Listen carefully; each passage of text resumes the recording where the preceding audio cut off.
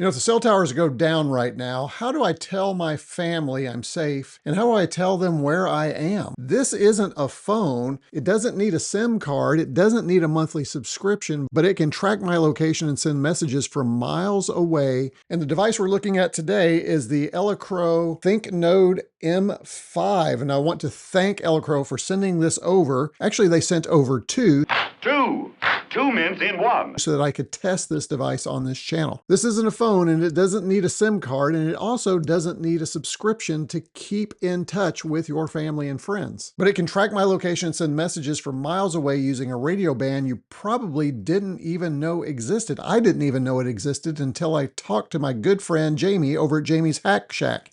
Keep him in mind. We're going to come back to him in a bit.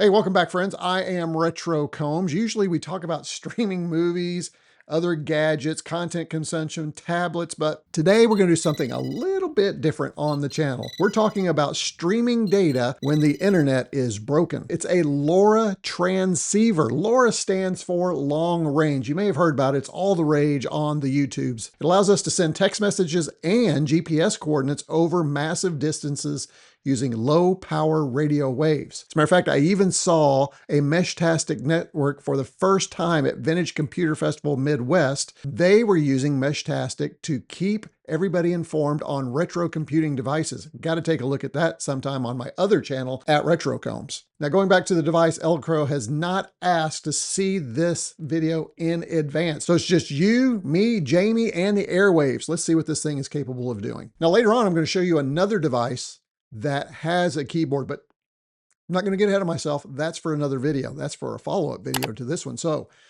you've heard a little tease. While you're down there, go down there and do all those things the kids do. Hit subscribe and hit those alerts so that you'll know when that next video on that LoRa device with keyboard is coming out. All right, let's open up the ThinkNode-M5 box and see what we have inside. Before we do, let's go around the box itself. High gain, app compatible, location, GPS is built in, 120 milliamp hour battery, low power, and of course, LoRa.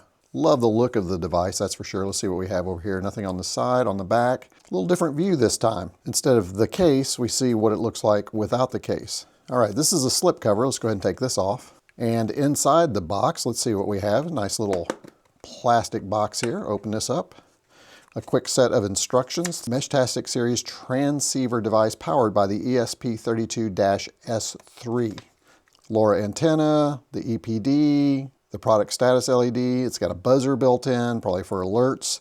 GPS LoRa status LED, rotary switch. We'll figure out how all this works once we actually fire it up. Pretty light at 81 grams. With enclosure, wow. Inside we also get the antenna. Now this is a pretty small antenna. I've seen some folks online say you might want to upgrade your antenna. And then we also have a rubber gasket to help seal it from the environment. We also get a charging cable, USB-C. No wall wart is included, as with most of these devices. Now this is interesting. This is a USB-A to C.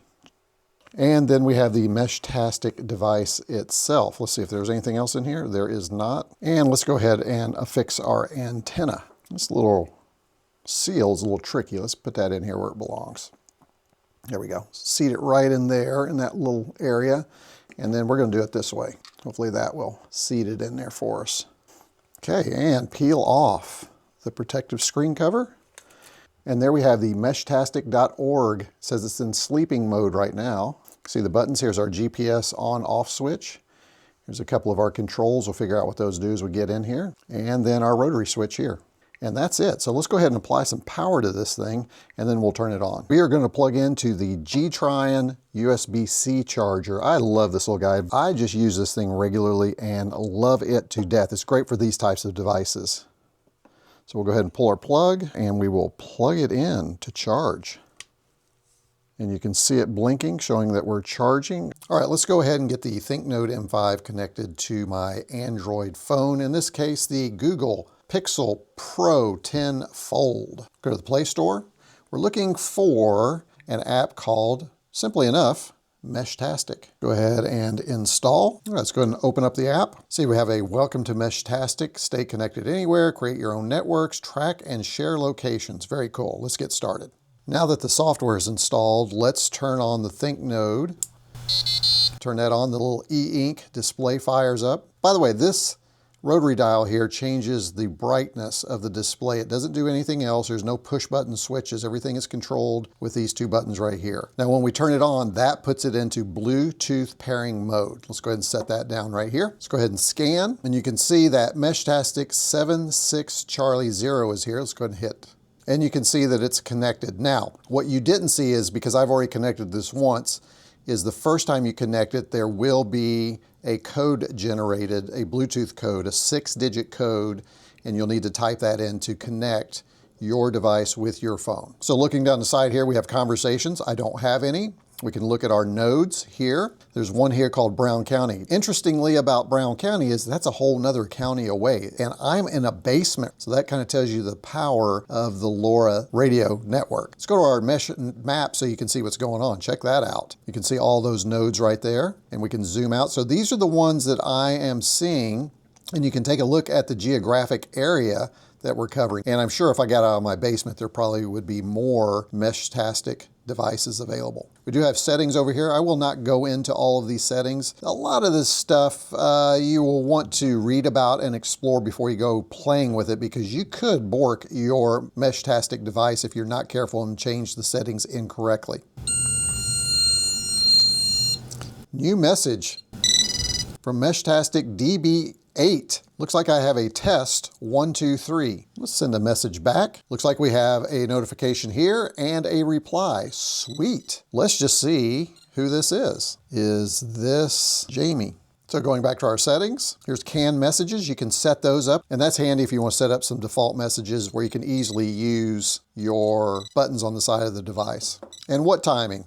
It is indeed. Howdy, Retro Combs. You can see new message. Now, if I want to send a direct message, what I can do is click on one of these nodes, and you'll see that there is a direct message option right here. Let's go ahead and send Jamie another one.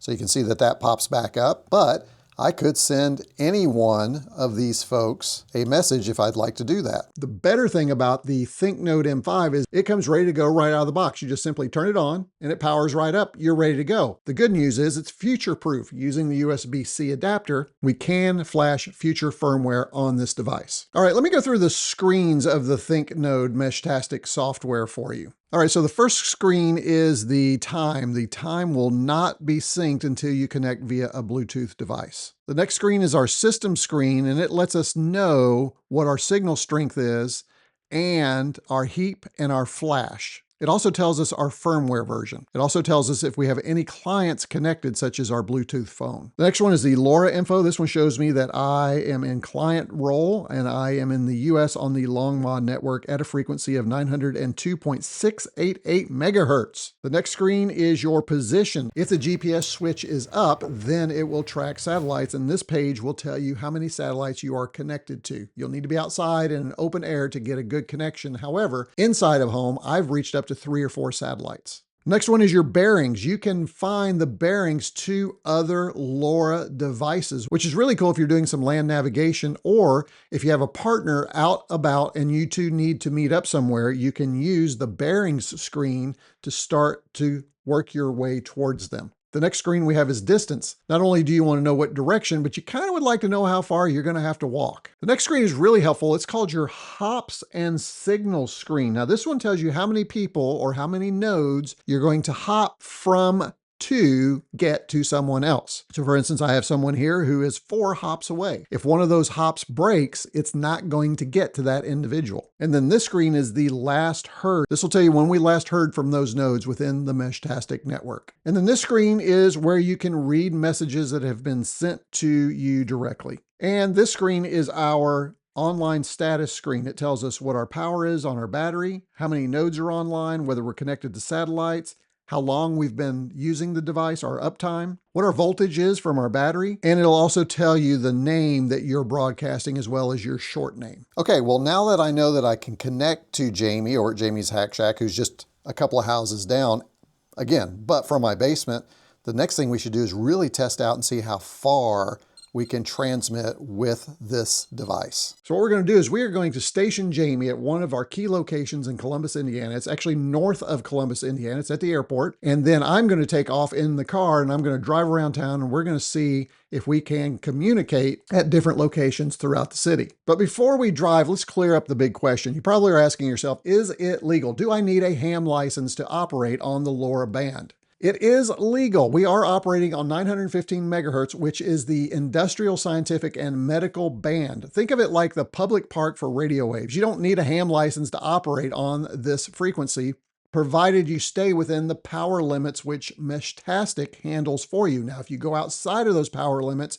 you will need to be a ham licensed radio operator. As a matter of fact, even in the software, there's an option to tell whether you are a ham operator to keep everything above board. Now here's another tip for you. By default, your radio is set to a channel called long fast. Do not change this if you want to talk to strangers in your Meshtastic node. It's the standard meeting place for everyone. Think of it like an old party line on a phone, like any of you are old enough to remember a party line on a phone. And the mesh node is really where the power of LoRa is, because you can hop across those nodes to gain distance. So as long as we have somebody stationed here, and then out here, and then another one out here, and maybe one up here and out here, this guy can get all the way around to this guy up here and communicate. It's pretty fabulous. Now, to test out the device, I needed a partner in crime, and my partner in crime is always Jamie. I've recruited Jamie from Jamie's Hack Shack. By the way, if you haven't seen Jamie's channel, be sure to check out at Jamie's Hack Shack on YouTube. Great channel. He'll probably delve diaper. He'll delve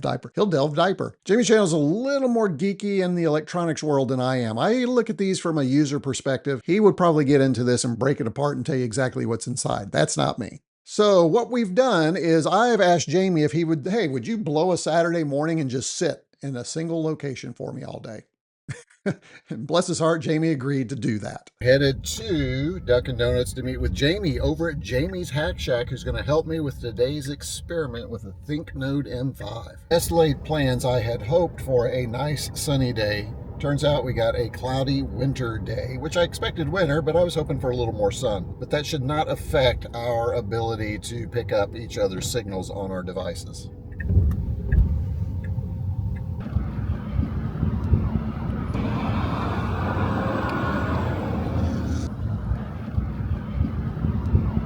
I've stationed Jamie at the airport in a chair on the second floor with his own ThinkNode-M5.